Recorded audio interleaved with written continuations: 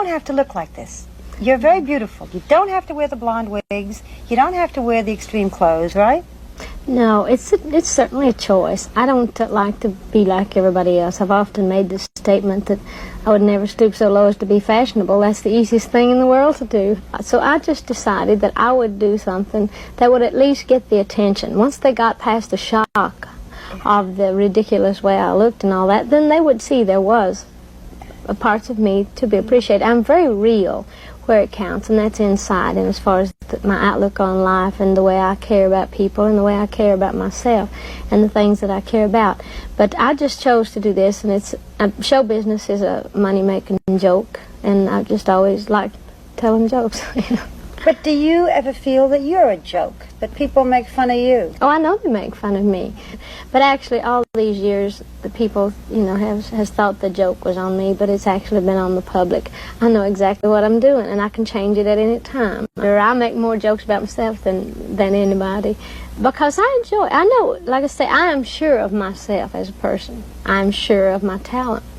And know when to change and when not to change. Know when to change and when not to change. This is a very, very crucial lesson for all of you guys listening, male or female, because let me tell you something. There are certain things about you that is your uniqueness. It's a part of what makes you you. It's a part of what's different about you. And what's different about you is what's going to open doors for you. The problem is when you don't know when to change and when not to change. And you have people telling you to change something about you that's unique, that can open doors for you. And people are telling you to change that unique thing about you so you can just be boring and bland, like plain grits and digestible. And now that you don't have that uniqueness, therefore certain doors don't open for you, right? Like, for example, if you look at some of the hyper successful people or performers or entertainers, these people were actually pretty odd before the world knew about them. They were considered strange. And it's not that they were strange, they were different, they were unique. And because they knew when to change and when not to change, and they didn't change their uniqueness, that's why doors opened for them. So you need to know when to change and when not to change. That's up to your discretion. Let's get into it.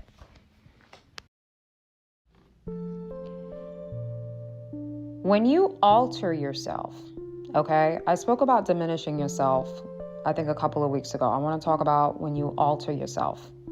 There are different types of self-alteration. If there are certain parts of you that you internally have realized and recognized that you need to work on, if you have a mentor or a therapist or somebody, a spiritual leader, advisor that is helping you clean yourself up and alter yourself to better yourself, to increase yourself, that's different. But we don't do sinister self-alterations. Sinister self-alterations is when you're trying to change yourself because your authentic self and who you are but bothers another person. We don't do that, because your authenticity, that's your superpower. That's your powerhouse. Imagine if someone told Michael Jackson, hey, that moonwalk dance, that's really weird. That's very odd. Why are you sliding backwards? That's weird. Don't do that. That's weird. Imagine if he would listen to that person. That is one of the most famous staples of his brand. People would come to concerts just to watch him do that. Imagine if someone told Nikki, as they said before in the past, oh, you're too animated. Yeah, that's why people like her. That's why she stands out. She's a theater kid. That's how they are. Oh, Kanye, you're too blunt. No, he's a deep thinker. He sees things from a different lens and he says it, and that's what makes him him. You don't get to change that because it makes you uncomfortable, right? So a lot of people, what they do is they go through life and they start to alter. They do this sinister self-alteration and they start altering themselves based on the commentary from outside people. That's what this woman tried to do to Dolly. Now, there will be no Dolly Parton slander. There will be. If you don't resonate or align with my teachings, then my content is not for you.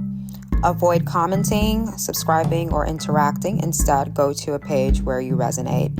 If you comment something foul, disrespectful, or like something foul or disrespectful, you will be blocked. I will also block you if you comment any contradictory to my message. I don't post for your agreement, so please think about that before you run and comment, I don't agree. Think about that. It doesn't matter. I post what I am led to post. Your agreement or okay was never needed. I don't need your permission. Let's get into it. You know, Dolly Parton slander. I love me some Dolly Parton, okay? She is that girl. She's been that girl. She was an it girl back then. She's an it girl now. And when she leaves the earth, she will still be that girl. Dolly Parton is that girl right next to Melania, okay? Love her. Love her. I love the fact that she responded back to this woman and said, you know what, this is what it is, right? This is what it is. And that's what you guys have to understand is it's your life. If you enjoy wearing makeup, why stop wearing makeup because somebody has a problem with it? If you enjoy doing a particular thing, why stop doing it because somebody feels bothered by it? That is a wound, okay? That is called the validation wound. People who desire to be validated by people are going to always do these sinister self-alterations. You're going to keep altering yourself based on the commentary of other people so you can gain their validation. I remember when I was younger, before this platform even existed, all of the women and men around me that didn't have the boldness to stand on business the way I did, they would villainize my character because I stand on business. And I teach people to stand on business. Could you imagine that?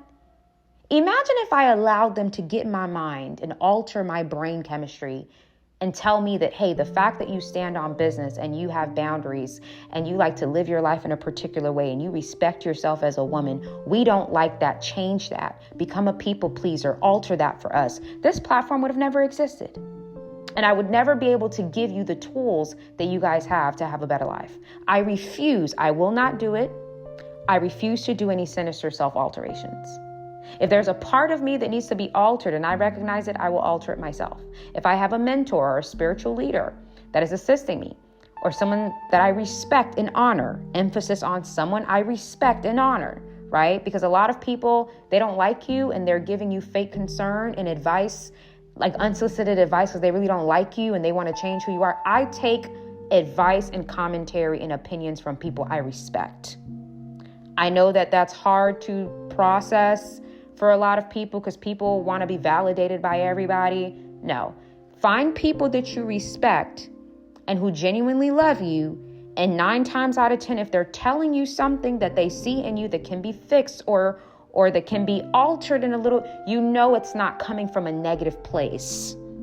Okay, it's not coming from a self-serving, egotistical, ego-stroking place. Okay, so you got to be very careful who you take advice from and who you take commentary from. Okay? The woman the most hated is going to be the woman that actually likes herself. Okay? I always say that the world lies about a lot of things.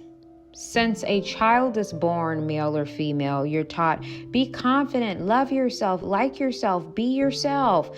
You know, in kindergarten, we hear all these buzzwords like, be yourself, be yourself. Like we grew up hearing these things as toddlers until we become adults and you're comfortable in yourself and in your own skin and people don't like it, right?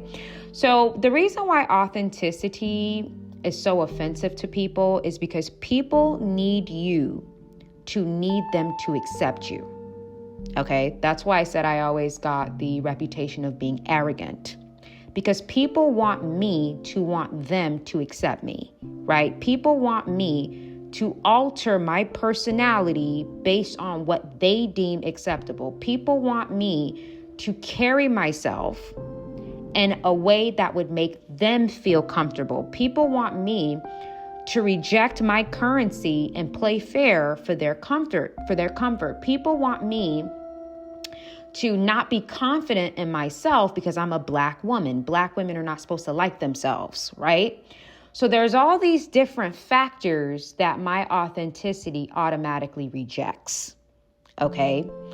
And that's what I think, Barbara Walters had that issue with Dolly Parton. I've always been a Dolly fan. Will always be a Dolly fan because Dolly doesn't care. She has her figure, her big boobs, her long nails, her vibrant makeup. And hey, if that makes you uncomfortable, then that's your business, right? But she's still going to stand in who she is and she's going to like who she is. And you can tell in that clip, just the way Barbara looked at her. Women need you to look to them for validation and confidence. It's not just men. Women want you to look to them. That's why some women get so agitated when what they say about me doesn't matter, right? When a woman tells me, oh, I think you're mean. Okay, well, then you should stay away from me then. Oh, I think you're bitter. Okay, well, then stay away from me. Oh, I feel like you're vain. Okay, well, then stay away from me then. They don't like that response, right? They want me to say, well, why do you think I'm mean? Why do you think I'm bitter? Why do you think I'm vain? They want me to care. They want me to care. That's the problem. And then the fact that I don't care, it's triggering to them. Most women and men are not used to women who are self-validated because society doesn't raise women or program women to like and validate themselves. Society programs women to look to other for validation, to look to other for instruction, to look to other for approval. That's why a lot of times I heard a woman talk about this on TikTok. A lot of times when women go out on dates with men, women are scared to interview men, meaning they're scared to ask men tough questions. Because they feel like he can ask me tough questions, but I can't ask him tough questions because I want him to accept me and I don't want to make him uncomfortable, right? So Dolly, who is comfortable in her own skin, is triggering to men and women, okay? This is why in the industry, when it comes to Nicki, when it comes to Azalea Banks is another really good example of this. When it comes to like Kanye, many people would say, oh, they're weird or they're strange. No, they're art kids. Okay. I don't know if Kanye was, but I don't know if Azalea was, but I know Nicki was. Kids who were art kids, who grew up with acting and dancing and drama classes, they're always animated. And there's nothing wrong with them being animated. And they shouldn't stop being animated because you don't like it. And this is where people have to check themselves and check their ego. People are not here to chip away, edit, transform, and rearrange themselves so you can accept them. That's not what people's life mission is about. People's human experience is not about changing themselves according to what makes you comfortable. And that's what men and women are going to have to chew and swallow, because if you can't chew and swallow that concept, you're going to meet people who are comfortable with themselves and you're going to think they're a bad person. You're going to meet people who are comfortable with themselves and you're going to think that they're arrogant, when in reality, your ego just cannot accept that this person doesn't care to change for you. You're the problem. It's not them. I've never encountered someone who is naturally who they are and expected them to alter that for me, because I am not the main character of their life where I feel like, oh, you joke around too much. I need you to change that. That bothers me. You're animated too much. I need you to change that. That bothers me. Because something is right with you, that's why you're getting attacked a lot. God speaks to us through people, through dreams, through scenarios, through feelings that we get, our discernment showing up. You got to take God serious. You got to keep God at the center of your life at all times. I'm going to walk away from God because of these experiences that I've had. Because something is right with you, that's why you're getting attacked a lot. God speaks to us through people, through dreams, through scenarios, through feelings that we get, our discernment showing up. You got to take God serious. You got to keep God at the center of your life at all times. I'm going to walk away from God because of these experiences that I've had. You wear heavy makeup. I need you to change that. That bothers me. I don't approach other humans in that way because humans are not here to please and appease me. It's only people who are deeply insecure and egotistical that are bothered by people who are comfortable in their own skin. These are the people that have an issue with people who are introverted. I always tell people all the time, that person doesn't have to cosplay as a people person to make you feel comfortable. If their natural habitat is being quiet, hi, how are you? And sitting in their corner and minding their business, leave them alone. If they want to open up to you over time, fine. But if they're naturally introverted and they naturally like to be to themselves and that's their natural element and they're happy in that manner, they shouldn't have to alter that for your comfort. But it's narcissistic people, it's egotistical cluster B people that go into the world looking for people to alter who they inherently are for their comfort. And you'll find this a lot in families. You'll find this a lot. Like, I have never allowed anybody to make me feel like me being myself, something is wrong with it. I don't care. If you don't like it, then don't engage with me, right? It's that simple.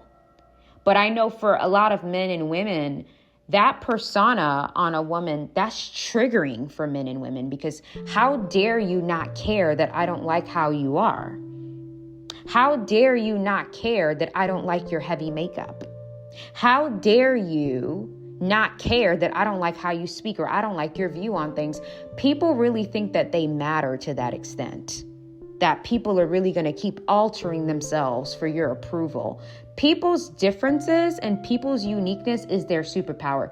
People's authenticity is their superpower. That's why a lot of artists, musical artists, when they first get in the music industry, their albums are always better when they first started. Any musical artist, you can choose any artist, their albums, the albums that they used to make in their basement, those were the best albums because they didn't have the pressure of the world. They didn't have the pressure of the industry telling them, change yourself, mold yourself, change yourself. They didn't have that. That's why a lot of artists, their first music that they put out, their mixtapes that are on SoundCloud, that's the best music. The music that's not even on Apple Music or iTunes, that's their best music. Because there were no rules. They were 100% themselves. They didn't have to conform. They didn't have to change. They didn't have to appease. They could have been their authentic selves, and that's what makes them them. So I think it's important for people to understand that authenticity means you are comfortable with yourself. When you have to cosplay and you have to change and you have to rearrange, that is all signaling that you're not comfortable with yourself. Authenticity seeks no validation. You don't need people to validate you, okay? Because the same people that validate you will crucify you. You don't need that. You need to validate yourself and be comfortable in your own skin. And by being comfortable in your own skin and validating yourself, what's going to happen is other people that are aligned with you, your soul tribe, are going to be attracted to you. Okay, authenticity rejects opinions, views, and judgment of others. So the reason why people don't like people who are comfortable in themselves, this reminds me of Basketball Wives. A lot of the ladies had a problem with Royce. The reason why people don't like people who are comfortable in themselves is because they know they can't control you. They can't control you if you like yourself. There's no woman or man that can control me because I'm comfortable with who I am. Who I am got me here. Who I am, me being me, is why I have the supporters that I have. I'm not going to alter that because you feel like, oh, well, Mel's too aggressive, Mel's too stern. I don't care. I'm not going to alter myself because by me being myself, that authenticity is what draws in what needs to be drawn. And I'm not going to alter that and start cosplaying as a different character to appease other people. And then I lose the power of my authenticity. When you start to cosplay and chip away at who you are to appease other people, what's going to happen is you lose your authenticity. And when you lose your authenticity, you lose your influence. That's why I have that message in my video. If you're not aligned, then go where you do, because I'm not going to change the way I do things because you don't like it. You know, that's not how the world works. Imagine if some of the most successful people stopped being who they are and they stopped being authentically them because you didn't like it. Imagine if Gucci changed their patterns because you don't like the letter G. Imagine if Louis Vuitton changed their designs, their checkerboard designs, because you don't like checkerboards. That's not how life works. That's not how it works. When you start changing and altering your authenticity and who you really are, you're going to lose the power of influence. Therefore, you're going to lose success that comes from you being yourself. December 7th, Wounded. This is going to be a phenomenal masterclass. This is a very spiritual class. The wounds that you have in your life that you cannot see, okay? All of the pain, the scratches, the wounds that you are carrying externally affects you. Ladies and gentlemen, we need to take responsibility for ourselves.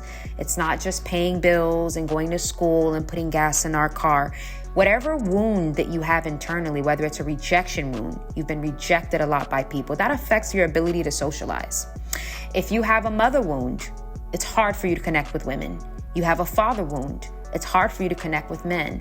You have a spiritual wound. It's hard for you to connect with your deeper self, with God. There are so many wounds that people have that they don't even realize it's there, and it's affecting your progress. It's affecting your money. It's affecting your ambition. It's affecting your passion. This class, we are going to go through every single type of wound that I personally feel like shows up in people's lives often. And we are also going to dissect how to keep those wounds from destroying our progression, and also how to heal them over time and maintain the way these wounds affect our lives on a deeper level. Wounded, December 7th, 2025. Be there, be square. Divine Feminine. Oh my God. December 14th. I'm very excited about this. I am. I love talking about the feminine. We talked about weaponize your masculinity, but now we're gonna close out the year with the divine feminine.